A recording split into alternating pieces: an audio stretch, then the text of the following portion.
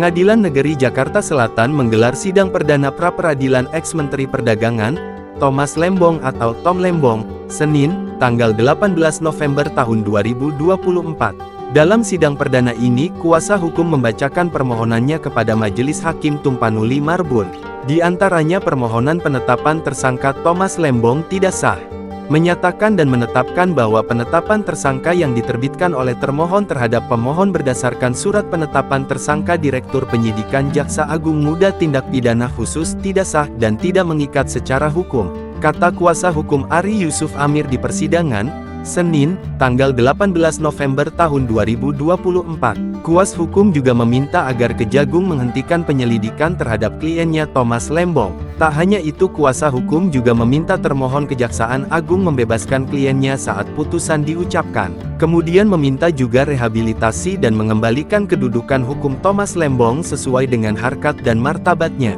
Untuk diketahui, Tom Lembong menjabat sebagai Menteri Perdagangan Indonesia dari tanggal 12 Agustus tahun 2015 hingga tanggal 27 Juli tahun 2016.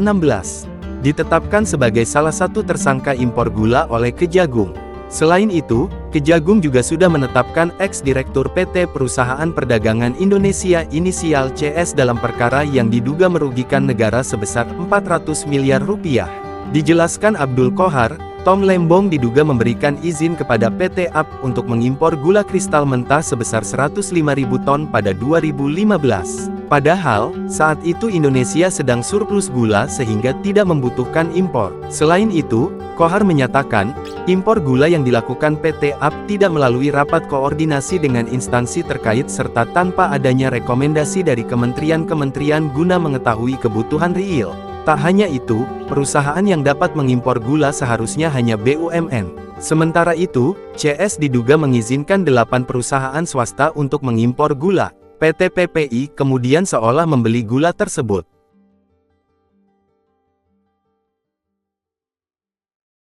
Download Tribun X sekarang, menghadirkan lokal menjadi Indonesia.